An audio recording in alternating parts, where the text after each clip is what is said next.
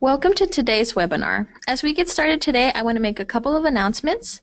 We know many of you are listening in from far away and can't attend local events or programs. That's why we provide this free webinar series. We host multiple webinars per month, so please visit our website to view the current schedule. Simply visit our website at www.johnson-center.org and click on the webinars link on the right-hand side. The 2018 webinar schedule will soon be added, so if you are not on our email list, I encourage you to visit our website and click on the Join Our Email List link that appears on the homepage. To get instant news and events from the Johnson Center, follow us on Facebook, Instagram, and Twitter, as we often announce grant and scholarship opportunities, research opportunities, and special events and presentations.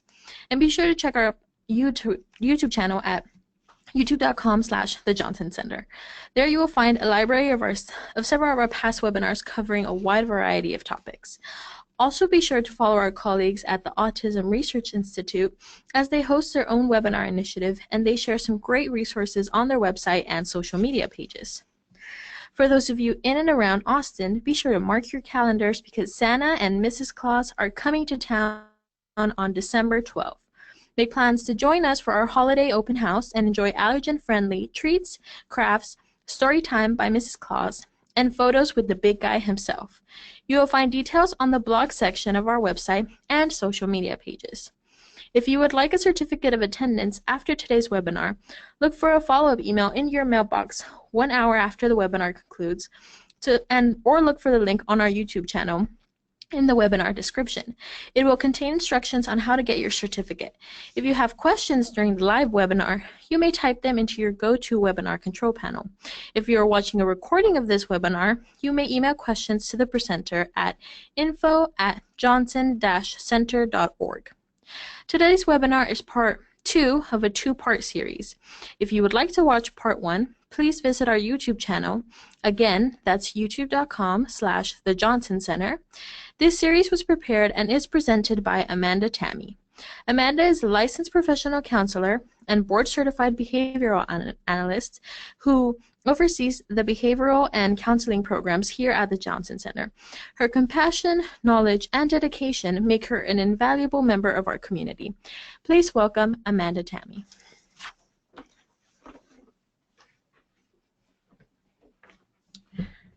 Thank you to you all for being here today. Today we're covering part 2 of this 2-part webinar on ADHD. I presented part 1 last week covering ADHD diagnosis, how it affects people who have it, and who is most at risk to get it. If you missed part 1, it's available on the Johnson Center's YouTube channel to view at any time. Today I'm going to cover treatment options and how to support your child with ADHD. And I keep saying, and I will continue to say, your child with ADHD, and I'll give lots of examples about children, but the information in this webinar series applies to people of any age. The treatment options and the symptoms and the challenges are the same no matter what the age of the person with ADHD. Again, there's a ton of information, and I can't possibly get to everything, so I'll give you some resources where you can get some more deeper information than I provide in this overview. So last week in part 1 of this webinar, I got a couple of questions during and after the webinar that I did not have the time to address. So I'm going to go over a few of those questions now and provide some more information. So the first question is, can a child outgrow ADHD? The answer to this is yes, but. It is possible to outgrow your ADHD diagnosis, but according to the American Academy of Family Physicians, about 2/3 of kids with ADHD will have ADHD as adults. The other 1/3 will no longer meet the diagnostic criteria for ADHD, but that doesn't mean that they won't still have some of the same challenges. They might not have challenges severe enough for a diagnosis, or they might not have enough symptoms for the diagnosis anymore, but they might still struggle with some of the same elements of ADHD as they did when they were younger. those whose ADHD is severe and those who have comorbid conditions with ADHD are more likely to continue to be part of that 2/3 who continue to have ADHD into adulthood. The next question is, does someone with ADHD ever get to their chronological age?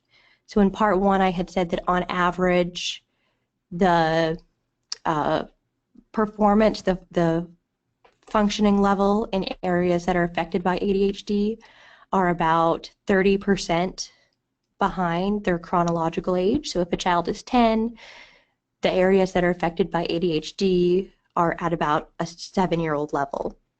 So will they ever reach their chronological age? Again, the answer to this question is yes, but it is possible. But this one is kind of tricky because it really depends on what you're looking at. Often a person with ADHD can perform at age level for some tasks, but not others. And they can learn compensating strategies for those areas where they do still struggle, which can help them perform at their chronological age. But it's typical for someone with ADHD to continue to have certain areas and skills and abilities that are always behind, that are always less proficient than another person. Why might some with ADHD do well in school while others do not?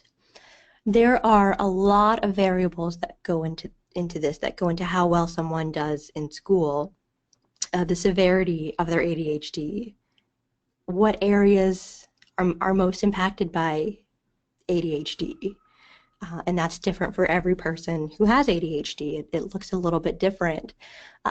If one person's biggest challenge is in time management, then if they have the right tools and the right strategies, then they might do much better in school than might a person who has more problems with inhibition or more problems with working memory.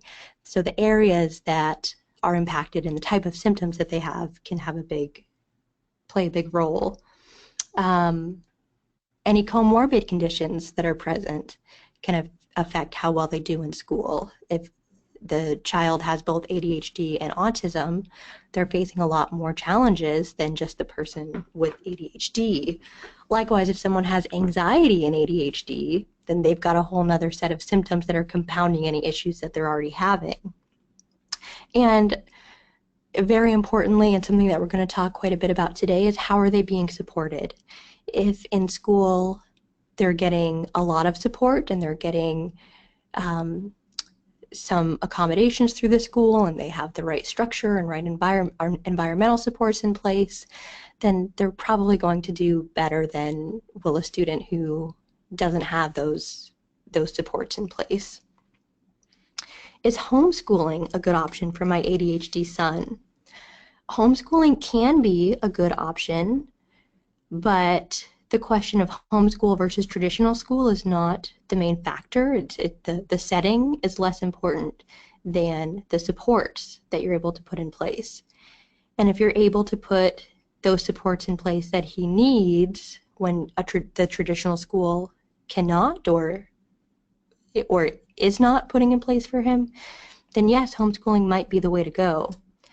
Today I'm going to talk about how to structure tasks in the environment for more success, as well as accommodations that schools can make that can help a child succeed. So things that you can ask for or tell your child's teacher about at school, or if that's not working, or if homeschool is the best choice for your family, then these are things that you can put in place at home.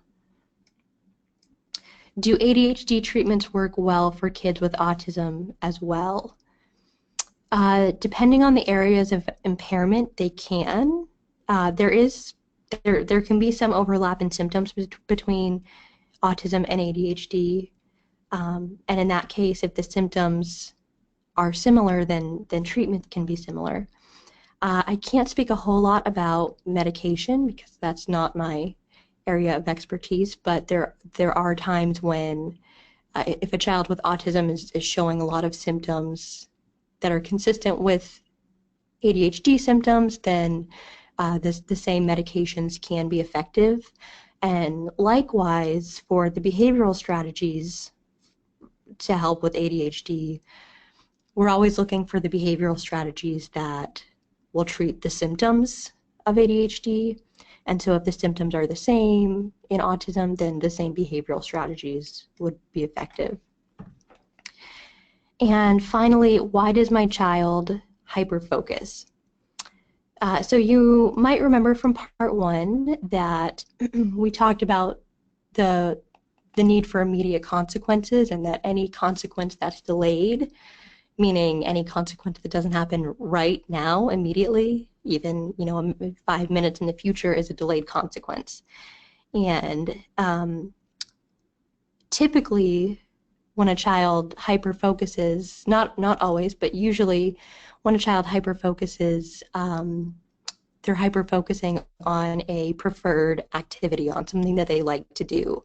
Often it's a video game or some other preferred activity. And because it's a preferred activity, that makes it feels good, they like doing it, so that makes the reinforcement immediate and constant. They're getting lots more reinforcement for doing it, and that makes the ability to stay on task and to focus on that easier. And we also talked about inhibition or disinhibition, as is one of the symptoms in ADHD. And part of inhibition or disinhibition is perseveration. Perseveration is continuing with a task when you should have stopped and transitioned to something else.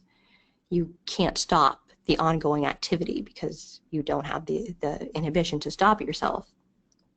And because perseveration is more intense in someone with ADHD, the ability to stop themselves from that ongoing activity, especially when it's something that they like, is more difficult. And we'll talk a little bit about steps to deal with that today. All right, so in today's webinar, I'm going to give an overview of treatment options and recommendations. Then I'll go into specific behavioral strategies, accommodations you can ask for in school, and alternative supports and strategies that can decrease impairments for your child with ADHD.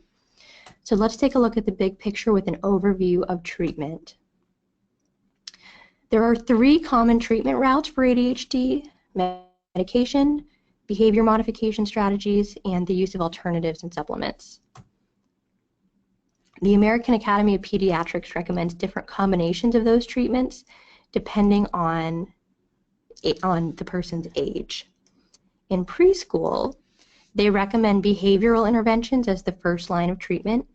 If symptoms of ADHD are severe and if there's little progress with behavior therapy, then the clinician might consider adding medication at this point. In some cases, medication alone might need to be used for this age group. For example, if behavior therapy is not available because the patient's in a really rural area and they don't have the providers. In that case, the clinician should carefully weigh the risks and benefits and consider the severity and what are the child's needs and areas of impairment.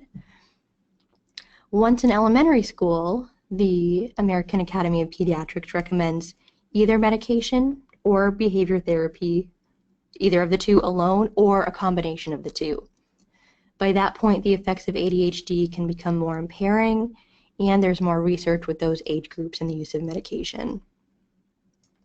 In adolescence, the recommendation is medication alone or medication with behavior therapy, but not behavior therapy alone. The dangerous effects and risky behaviors and the dangerous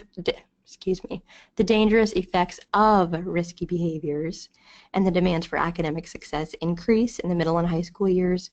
So impairment can also increase, and the AAP contends that medication is much more effective than behavior therapy alone at this point. And finally, in adulthood, the AAP again recommends medication or behavior therapy alone or combined, but now they recommend cognitive behavior therapy with a psychotherapist rather than traditional behavior therapy. However, behavior therapy techniques like the ones we're going to talk about today are still beneficial for adults. I would add that you should consider the severity of ADHD when considering how to treat it. If the ADHD is severe and causing severe impairments, then maybe you look at starting medication at an earlier age. But maybe it's mild and doesn't cause much impairment, and you don't need much intervention at all, even in adolescence. So there's a lot to consider. So medication is recommended by the American Academy of Pediatrics for kids with ADHD once they hit elementary school, and some even as young as preschool.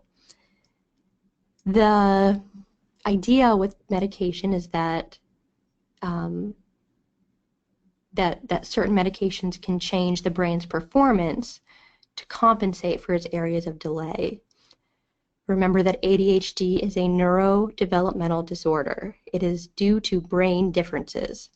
So medication can compensate for those brain differences and improve brain performance. The earlier that you start a child on medication, the hope is that it becomes less likely that they would develop secondary symptoms. If you watched part 1 of this webinar, you might remember that a lot of other psychiatric disorders can be comorbid with ADHD, and some of those stem from these secondary symptoms like anxiety and depression. Medications include stimulants. This is probably the most well-known type of medication for ADHD. It includes medications like Concerta and Ritalin and Adderall. There are also non-stimulant options, and these include things like Strattera or Intuniv. And in some cases, antidepressants like Wellbutrin or Zoloft would be prescribed. Not everyone chooses to use medication for their child or for themselves. And I'm not going to tell you that you should or should not use medication to treat ADHD. That is a family decision, and a lot of factors need to go into making that decision. There are things that you can do to help your child aside from or in addition to using medication. Research shows that a combination of behavior therapy and medication produces the biggest change, but medication is not right for everyone or every family. Get all of the information about the risks and the benefits of using medication and the risks and benefits of not using medication before you make that decision. I am not an expert on ADHD medication or any medication, so I would encourage you to find more information. I'll give a list of resources at the end of this presentation, and that will include a few with medication information. If you look up research studies or see resources that reference research studies about medication, it's always a good idea to read any disclosures. Some authors, even those who are highly regarded professionals in the field, are paid by or consult for the pharmaceutical companies that manufacture the medication. And it's always a good idea to keep that in mind as you consider their position. It doesn't necessarily mean that they are not correct or that the information is not valid, just something to factor in when you weigh the information. It's always good to be an educated consumer. You don't have to be overly cynical, but just a good idea to be fully informed. So like I said, I'm no expert on medication and don't have a lot of specific information to offer. So that's as much as I'm going to say about medication. So let's move on to behavioral supports that you can use alone or in conjunction with medication. Kids with ADHD have all the knowledge that other kids have. And I'm speaking strictly about ADHD here. When some other conditions are comorbid with ADHD, that might not be the case. They might have skills or areas of knowledge that they don't have that their peers do. But thinking only about ADHD, you might remember from part 1 of this webinar that that the knowledge is there. The problem, the difference, is in applying that knowledge. It doesn't matter what the person knows, they're not able to use it effectively. ADHD is a performance disorder. They can't use that information when they need to apply it in their life. it's in their brain. They just aren't able to use it effectively. So for that reason, interventions that teach skills might not be effective for this group. Intervention is best at the point of performance. So if you think about social skills training, someone who has ADHD might be referred for social skills training because, as we talked about in part 1, social problems are common with ADHD. Classroom instruction, or when someone goes to a social skills group in a classroom or at a center, that might not translate to real-world use. So the best type of social skills treatment for someone with ADHD would be that has a natural environment component where there is either a person or some sort of prompt or reminder to use these skills that they have or that they're learning in their social skills class when they need to use it. If a social coach is there to prompt them, or if there's some sort of visual cue or something that prompts them to use it when they need to, that's much more effective than just being in a classroom and learning about the skills or learning to use them, but without having the real-world opportunity to practice. The zones of regulation is another curriculum that it's a very good curriculum. I really like it. It's often taught in classrooms or one-on-one, and it has some really important information in it, identifying triggers, helping the children learn ways to calm down, the ways that work for them, understanding how emotions work. But it's the same sort of problem or knowledge of the information, that just that knowledge about the zones doesn't translate to use. So if you're using those kinds of curricula, or if you're doing any social skills groups, it's important that you as parents learn what they're learning and learn how to apply it so that you can kind of act as a coach and help your kid use those skills. So in ADHD, remember that I'm talking about ADHD alone, not necessarily when other conditions are comorbid. The purpose of behavior therapy, of behavior modification, is to create consequences and motivation, and to make external all of those things that the person can't hold in their memory because of their working memory challenges. It's not necessarily to teach skills as we would do, for example, in the case of autism.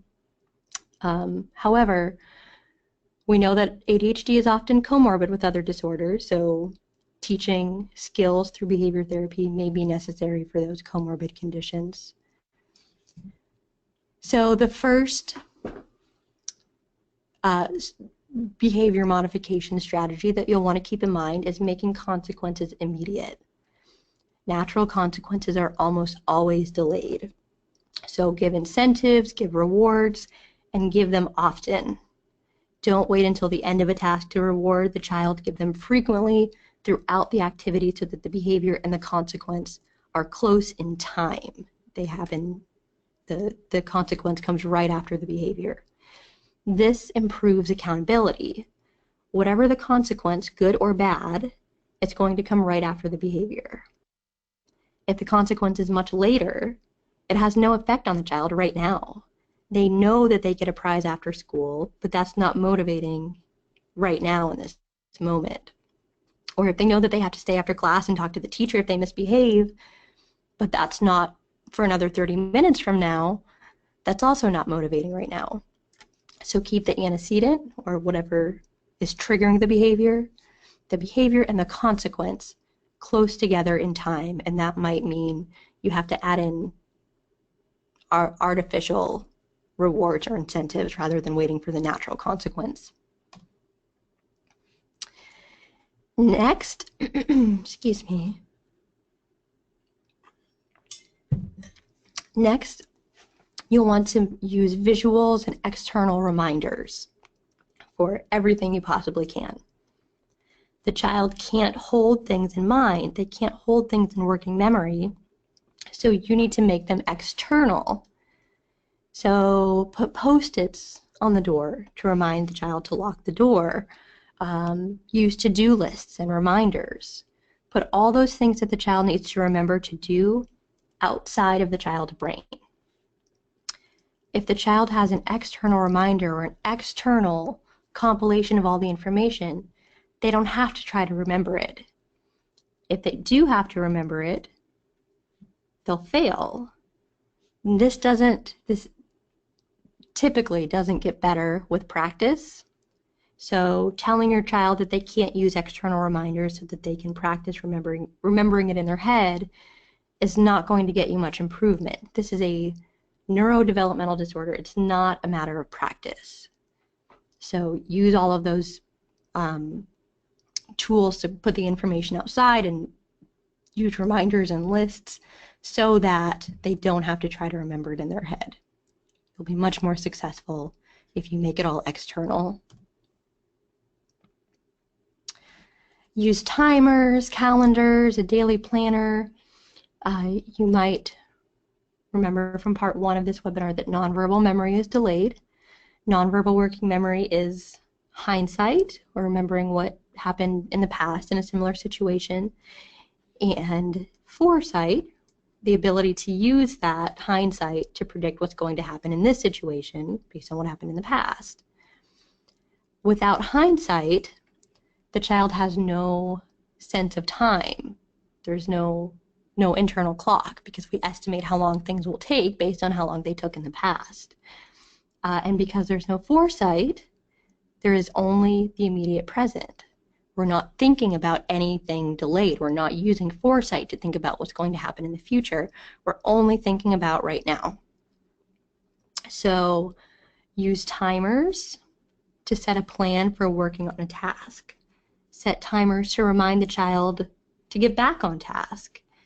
When your child with ADHD has no idea how long he should expect a task to take, there's also no concept of how long it actually does take. So he might go to take a 5-minute break, and the break lasts 30 minutes. This is not necessarily because he's putting off going back to the task. That could be the case, or that could be at least part of it. But it could also be that he just has no internal concept of how long 5 minutes is. Likewise, he might expect it to take 5 minutes to take a shower, but he actually spends 20 minutes in the shower. Then he's running late because he was planning to only be in the shower for 5 minutes. So you might help your child work backwards from the time that they have to be out the door, or from the time that an assignment is due, and go backwards through all the steps that they need to get there, setting reminders for the time that they need to be finished and what with that step, and on to the next step to be done in time, as well as writing down how long they expect a task to take and then how long it actually takes, so that next time they know that it actually took this long, so I need to plan for it to take this long. There's a tool called the Motivator. You can get an app on your phone, or you can actually buy the little Motivator box from Amazon. And it is it's like a timer, but you can set it to go off at different intervals. So you could say, I want the timer to go off every 30 seconds, and every 30 seconds you can set it to beep or to vibrate. And so if you're working on a task and keep getting distracted, you can set the motivator to go off, and each time it goes off, that's your prompt or your reminder to get back on task, do what you're trying to do. And use calendars and planners. Write down everything that needs to be done. Seeing it externally helps with planning ahead. The person with ADHD might struggle with something that's really far in the future because any consequences with it are so delayed. So procrastination is a big problem. If it's not due immediately, I'm not thinking about it right now. So write everything down and figure out a plan to get it done in advance, or starting now. I'm going to do this much today and this much tomorrow. And finally, for each day, each week, have a very structured schedule. Plan out the entire day in advance. Include break times and time for leisure activities. It's really hard to transition away from fun activities or preferred activities, so it's essential that you limit your child's time doing those activities. Otherwise, they might perseverate, they might hyperfocus, and play for hours on end, doing none of the other things that they needed to do today. Do the planning for the person with ADHD. Don't just tell them we need to plan for it in advance and expect them to do the planning. You will want to break down tasks and assignments for them. You can involve your child in the planning and breaking things down, involve them in that process, but it's very likely that you'll have to play a bigger role in it. So break assignments into smaller tasks. This is called chunking. You take this big thing that you have to do and break it down into baby steps. We'll do this much now, then we're going to do this much, and then we're going to do this much at this time. And schedule breaks. When you get to this point in some assignment, you can take a 5-minute break. Figure out when the breaks will be in advance and use a timer for those breaks. You can't argue with or negotiate with a timer. So when the timer goes off, the break is over. And if the due date is not until days or weeks away, schedule when you'll do each step of the task. Remember that your child with ADHD can't plan ahead for things that aren't immediate, nor can your child effectively plan his time. So when he gets the assignment, break it down into those smaller chunks and make a schedule. On Monday you'll do this, on Tuesday you'll do that. So if you have a book report that's due in a month, on each day that you're going to read 20 pages of the book, and then on the last week you're going to write 1 paragraph each day. And remember, we want to externalize all of this information. He or she is not going to remember tomorrow what you decided today that he should do today. He won't even remember that there's something he's supposed to do by tomorrow. So write all of this down. Write down the plan for breaking up the assignment, write down the calendar, what part to do when, write down the plan for breaks, make all of that information external. Don't rely on memory to get it done. And this applies to more than just homework. Do this for any task. Help your child schedule on what day and at what time they're going to call their grandma, or when they're going to talk to their teacher about their trip that's coming up. Plan in advance and schedule everything that needs to be done. For recurring tasks, things that happen at the same that happen every week, keep them on the same day and time every week so that the child learns it and has planned this pattern. At every Wednesday at 7 o'clock I do my workout, and then set reminders for those things. The book Driven to Distraction compares this technique to automatic payments that you set up with your bank account. You set it, and then every month the bill automatically gets paid. You don't have to worry about making time to do it or remember to do it. It's already planned for. If you don't have all of these planned out, you have to make them a priority in the moment to get them done, which is often really difficult when ADHD is present. So this type of system takes out the need to plan and prioritize in that moment. So I've said several times already that natural consequences are almost always delayed, and therefore they don't create motivation for a child with ADHD. So you need to create motivation by giving immediate consequences. Give rewards throughout the task. Don't just wait until the end.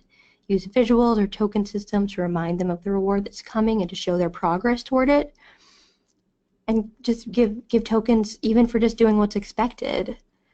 And while that token is not in and of itself reinforcing, it takes on reinforcing value because it can be traded for a reward later.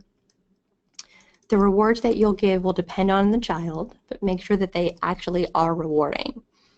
You wouldn't want to make $1 a reward for a child who doesn't really care about money. That's not going to create motivation. And by the way, rewards often lose their value more quickly with kids with ADHD than with other kids.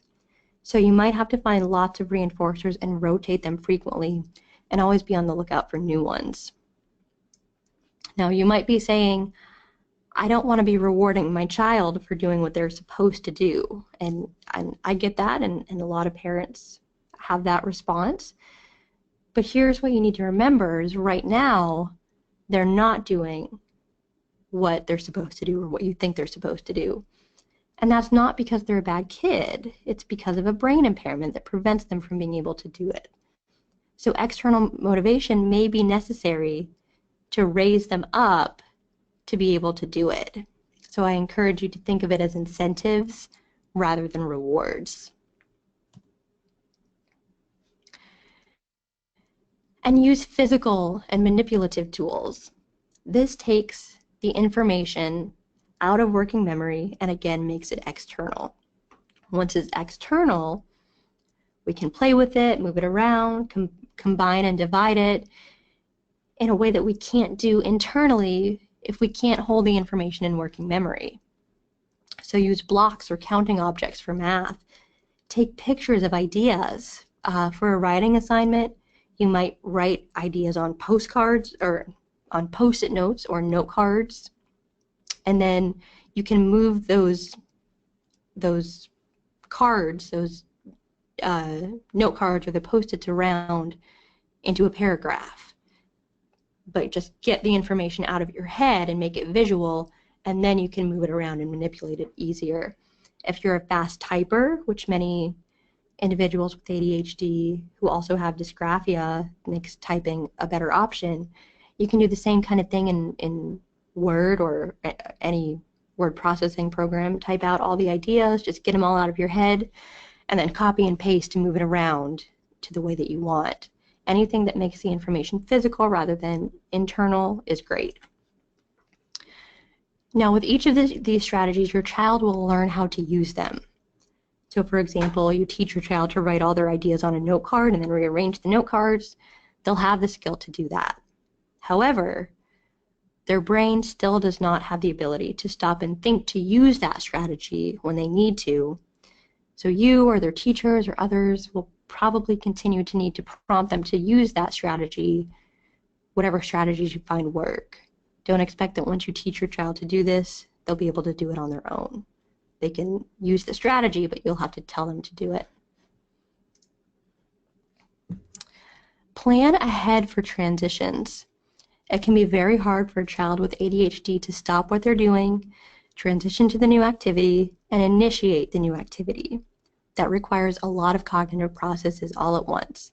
So help your child through that process by first giving a transition warning. A few minutes before it's time to transition, tell your child that they have X amount of time until the next activity.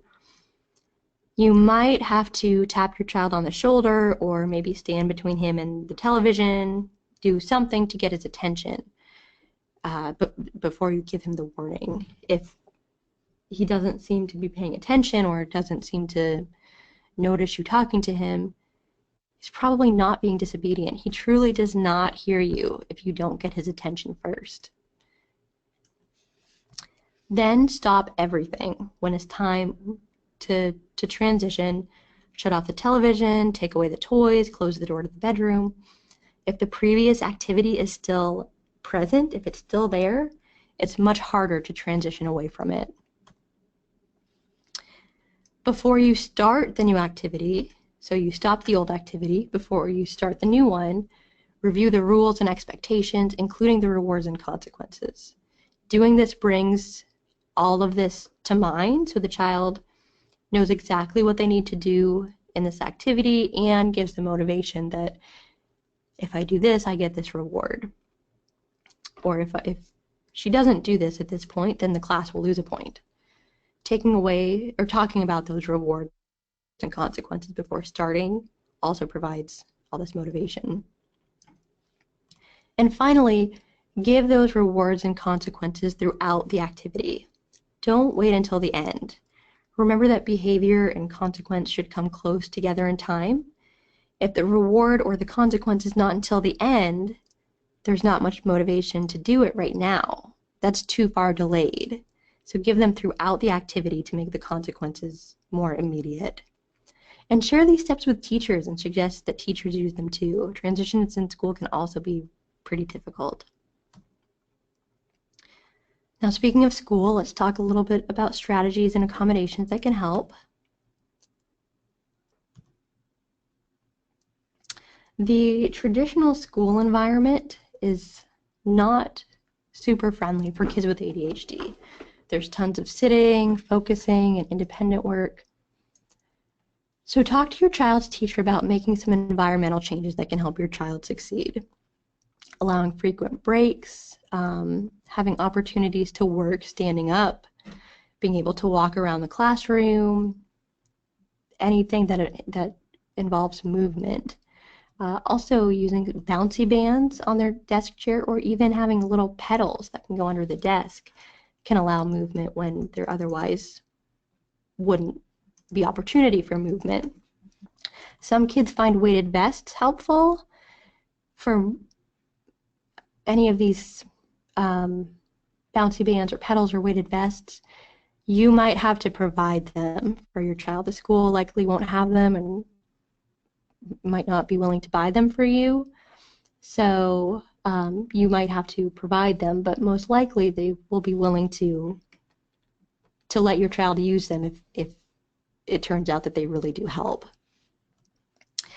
Use visual schedules and expectation cards that can go on your child's desk or somewhere else where they will always be in view. Visuals can act as prompts to remind the child of what behavior is expected or what they're supposed to be doing. You might think about laminating them, and then you can write on them with a dry erase marker if the teacher needs to write specific instructions. Pictures can be more effective than words, not always, but for a lot of kids. But if you're using words, keep the instructions short and direct. You can also ask teachers to use tools to increase accountability and create external motivation. For example, you might send behavior rating cards to school and have the teachers rate behavior. This is just an example. They would rate it from 1 to 5 on a set of rules that you decide on, and the ratings earn points for your child, and those points can be exchanged for tokens or rewards once they get home. You can see in this example, the teacher for each period would rate the behavior for that period, and your child might keep this on their desk as a reminder or a prompt for what he's supposed to do. If your child needs more prompting, you might format the card so that the teacher rates his behavior every few minutes in each class rather than once per period. So you would modify it to your child's needs. Token boards are also tools to increase immediate accountability. The student earns tokens for doing wanted behaviors. You can also add a response cost in which you would take away tokens for unwanted behavior, but you'll want to be careful if you're doing the response cost, because if a child has lost all of their tokens and doesn't believe that he or she can earn enough to get to the reward, well, now they have no more motivation. The token board can act as a prompt for wanted behavior, it's motivation toward a reward, and it's an immediate consequence. So they can be really great tools. You also may need to educate your child's teacher about ADHD. Explain that it is due to a brain disorder, not because you have a bad kid. But even though your child has a neurological difference compared to other kids, you aren't asking the teacher to let him off the hook. You're actually asking the teacher to hold him or her to a higher standard of accountability, because that's what he needs to be successful.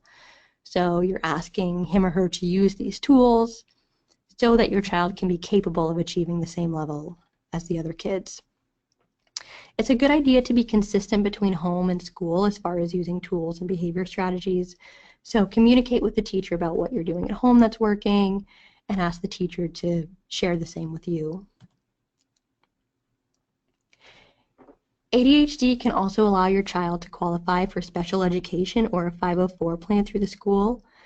These are services or accommodations that the school will provide to help your child meet academic demands. For more information on special education and 504 plans, you can check out the Johnson Center's Know Your Rights webinar. It's available on YouTube. There are lots of possible accommodations that you could ask for, some that can be helpful for kids with ADHD are extra time on tests. But if you ask for extra time on tests, it's a good one to ask for. But I would encourage the teacher to do it a little bit differently. So get that accommodation in the IEP or in the 504 plan, but then ask the teacher to treat it like a time off the clock type of strategy, where the student has 90 minutes to finish a test where everyone else has 60, but the student gets a timer that says 60 minutes, the same amount as everyone else, but they get to stop the timer anytime they want. The amount of time that they get is the same, but it takes longer because the child with ADHD, because they're taking more breaks. And the child with ADHD doesn't really have a concept of time, whether it's 60 minutes or 90 minutes. So telling the child that they have 90 minutes to finish the test is not really, doesn't really help them manage their time any better. You can ask for modified homework after working all day in school. It can be really taxing for the child and the whole family to have to do more work at home. And while homework is important and it's necessary, it can take a child with ADHD so much longer than another student to do the same task because they need so many more breaks and so much more assistance to stay on task. So maybe your child only has to do 20 math problems instead of 50. Or maybe they get some time in school to work on homework. Maybe they get a shorter reading assignment. You'll learn in the Know Your Rights webinar that the goal here is not that the child doesn't have to do the work that the other kids do. It's just to kind of level the playing field so that the child can be as successful while still learning the same information. You might also ask that the child's homework be graded on accuracy rather than on completion. If the child only finished 5 of 10 problems that the other kids did but got all 5 of them right, maybe that's enough to demonstrate mastery. And if that's the purpose of homework, then you're meeting that homework while only doing fewer problems. Preferential seating, you can ask that the child be seated close to a teacher. This can help to minimize distraction from the rest of the room and allow the teacher to give more prompts. You can ask for shared notes where someone else in the class would give your child their notes, or the teacher would give notes with maybe some information erased or taken out so that your child can fill in that information to help them stay on track. You might ask that the teacher remind the student to write down homework assignments or to turn in homework assignments. And doing oral instead of written tests can be helpful. So you'll want to think about what's best for your child and ask the school for those accommodations. Okay, so let's go to some alternative and some other strategies that can be helpful. There's quite a bit of research showing that physical activity can decrease some ADHD symptoms. So as part of your child's break time, you might want to think about incorporating ways to do physical activity. So maybe that's jumping on a trampoline, or they get to run outside during their break time, and just having breaks, physical activity time throughout the day is a great idea that can help to decrease symptoms overall, instead of waiting until symptoms get bad and then saying, oh, I think you need to run around. Just incorporate some physical activity time multiple times a day to help to prevent the symptoms from getting worse as the day goes on. And this makes it a really bad idea to take away recess. Some teachers might take away recess as a form of punishment for the child, that they know they love recess and they love their time to run, so because they're misbehaving or they haven't done their homework, now they don't get recess. Well, that is a really bad idea for a kid with ADHD, because they really need that time for physical activity. So make sure teachers are aware of that and that they realize that if they take away this time for physical activity, they're making it harder on everyone, themselves and your child, and probably the rest of the class. Essential fatty acids are sometimes found in lower amounts in the blood of people with ADHD. So there's some newer research that's looking into whether supplementing the diet with more essential fatty acids can decrease the symptoms of ADHD. Essential fatty acids are in foods like fish, seaweed, walnuts, leafy green vegetables. You can also flax seeds. You can also get supplements, and there's a prescription Viarin, which is for essential fatty acids. You have to get the prescription from a doctor, but research on this topic is ongoing, and there's some they're finding some success with Viarin and other sources of essential fatty acids, but it is relatively new research. There's not a lot of it, and it's still ongoing. Some parents swear by essential fatty acids, but the empirical evidence is still limited. The jury is still out on the effects. If you're going to use any fatty acid supplement pills, make sure you're using high quality brands. The executive system, this is true for anyone, but especially true for someone with ADHD. The executive system, the executive functions, have a limited resource pool. And I like to think about this as like a fuel tank, a gas tank in your car. And there are certain things that use that gas, that bring your tank closer to empty, and there are things that refuel it. There are sources of fuel that can fill it back up. Things that use the fuel are things like stress, situations that require a lot of inhibition, lots of self-management, lots of time management, emotion regulation, self-motivation, all of those things that use the executive functions. They all use fuel. So we need to keep in mind that we need to provide opportunities for refuel. And sources of fuel are things like rewards, pleasant emotions, any opportunities that make the person feel good, praise, self-statements, teaching the child to use self-statements of encouragement or efficacy, that positive self-statements, taking breaks, meditation, relaxation, visualizing or talking about future rewards before or during some task can give some more fuel, physical exercise. And there's some research that shows that getting blood sugar up, so like eating a small snack with some sugar, can help to refuel the tank and decrease the symptoms. And ADHD symptoms get worse. They show more impairment when the executive functioning system has been taxed, when it's used a lot of fuel.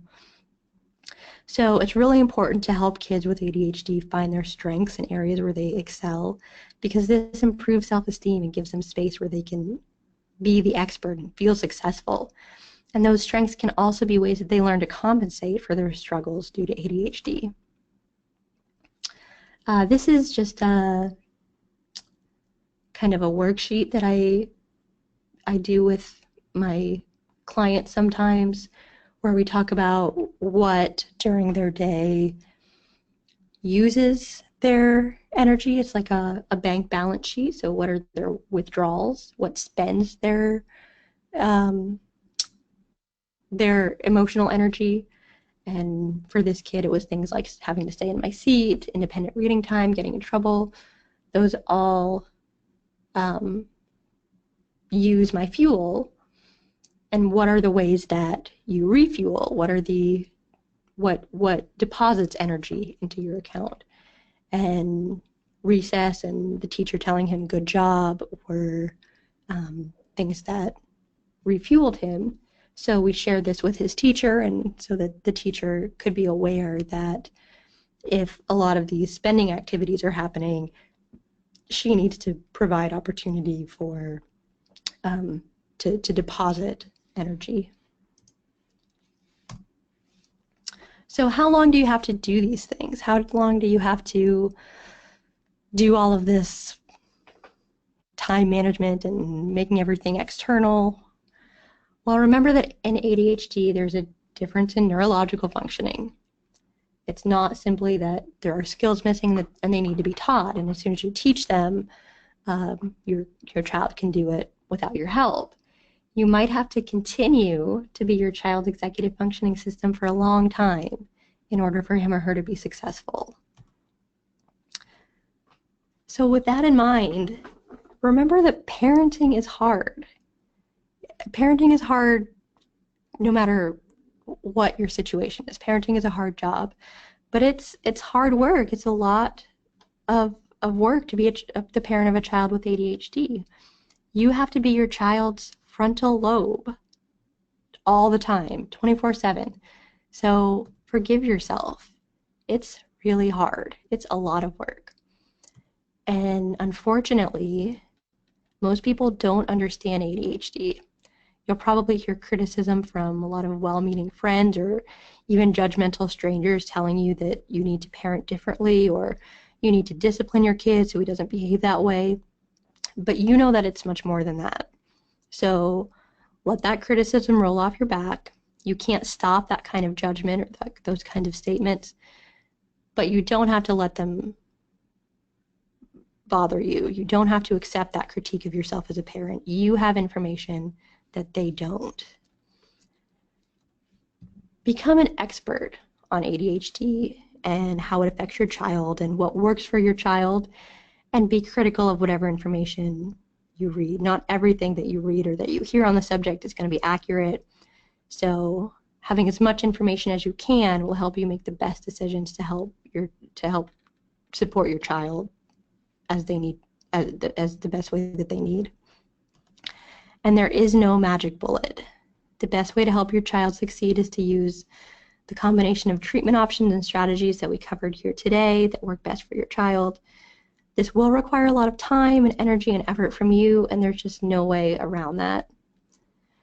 And ADHD is hard for parents and for kids, so make lots of time to just have quality time with your child where there are no demands, there's no pressure. This is really important for maintaining a positive relationship with your child. Give tons and tons of praise to balance out all the prompting that you might have to be doing.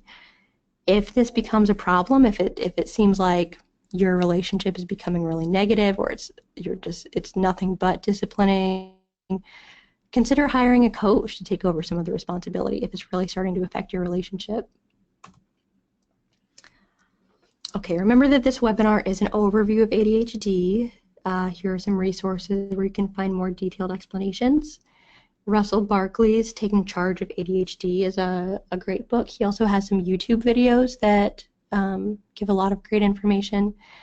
He strongly advocates for using medication, but even if you disagree with him on that point, his explanations and the information about ADHD are great. Parenting Children with ADHD, 10 Lessons That Medication Cannot Teach, and Straight Talk About Psychiatric Medications for Kids both give information about using medication, the risks and benefits. Driven to Distraction and Smart But Scattered. Smart But Scattered is a whole series of books for different ages and different settings and all kinds of stuff. And they give lots of the types of strategies, the behavioral strategies that I covered today, and examples of that and how it might look. AttitudeMag.com and ldonline.org are online resources where you can just find tons of information about any questions that you might have or suggestions for how to handle a certain situation. DoToLearn.com is a website where you can create your own visuals or manipulative tools that, like for the strategies that we use today. you can go to this site to tailor it to your needs and your child's needs.